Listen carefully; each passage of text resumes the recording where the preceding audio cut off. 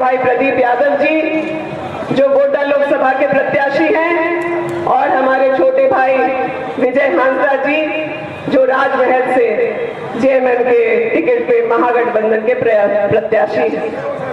सब लोगों की बातें सुन रही थी, मैं लंबा भाषण चला, लेकिन प्रदीप भैया की बात सुनते सुनते मुझे एक स्कूल के दिनों की कहानी याद आ गई। उन्होंने बोला कि कई बार से थोड़े थोड़े से फिसलते रहे।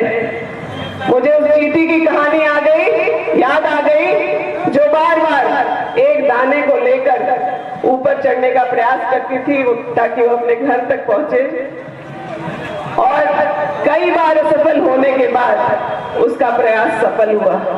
प्रदीप भैया, जब मैं आई तो आपको अग्रिम बधाई देने का आपको काम किया है।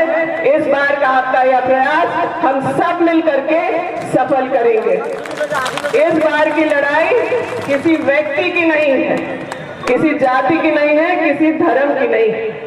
इस बार की लड़ाई संविधान की है और लोकतंत्र को बचाने की लड़ाई है। इस महासंग्राम में एक तरफ धर्म के साथ महागठबंधन, इंडिया गठबंधन के लोग सत्य के साथ अपने खड़े हैं, और दूसरी तरफ इस देश में पिछले 10 साल से अधर्म का राज फैलाने वाले भाजपा और आरएसएस के लोग हैं। यह संविधान बचेगा तो हमारा आरक्षण बचेगा।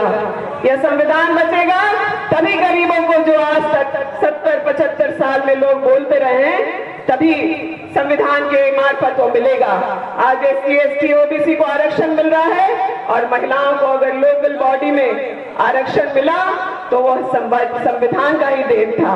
आगे भी महिलाओं के साथ जब न्याय होगा तो भी संविधान के माध्यम से ही होगा। कई लोगों ने मुझसे पूछा और बार बार मेरी नजरों में देखते हैं कि क्या दुख है, क्या मैं अपने पार्टी के साथ गलत करूंगी, क्या मैं अपने प्रत्याशी के साथ कुछ गलत करूंगी।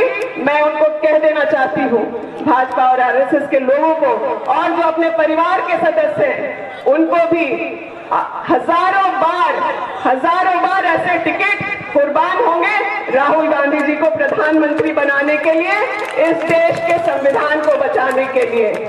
मैं एक और छोटी कहानी, हम लोगों के बीच हम लोगों के राज्य के मुख्यमंत्री आदरणीय चंपई सोरेन जी उपस्थित हो गए हैं। कांग्रेस के AICC के महासचिव, हम लोगों के प्रभारी आदरणीय गुलाम मीर जी पहुंचे हैं। मैंने चंद शब्दों में अपनी बातों को आपके बीच रखा है। इस मंच से उन सभी का हम लोग स्वागत करते हैं, और अपने वक्तव्य को आगे बहुत लंबा ना करते हुए मैं आपसे यही कहना चाहूंगी कि एक छोटी सी कुर्बानी जो हम लोगों ने भी दी है, उसका मान सम्मान बचाने का काम आप लोगों का है। मैं आपसे निवेदन करूंगी कि अगर हमारी प्रतिष्ठा को आप बचाना चाहते हैं, और खास करके जो महगामा से आए हुए लोग हैं, तो मैं उनसे निवेदन करूंगी कि आप दोनों हाथ उठा करके हम लोगों के प्रत्याशी भाई प्रदीप यादव जी को अपना समर्थन दें, और यह सुनिश्चित करें कि महगामा का मान सम्मान बना रहेगा।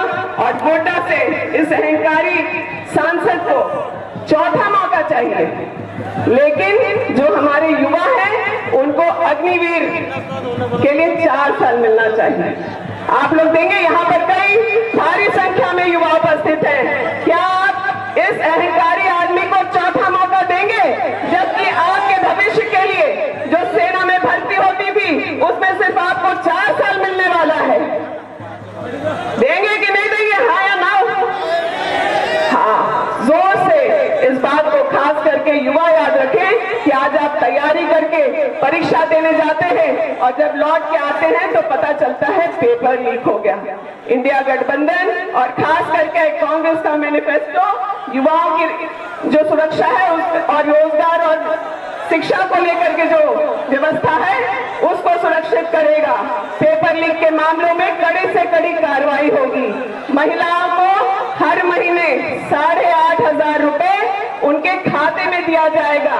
झारखंड की महिलाओं को 8,500 नहीं 9,500 मिलेगा, क्योंकि हम लोगों के महागठबंधन की सरकार ने 8,500 के अलावा राज्य में जो सर्वजन पेंशन चल रहा है उसके मार्फत 1,000 रुपए और देने की बात है।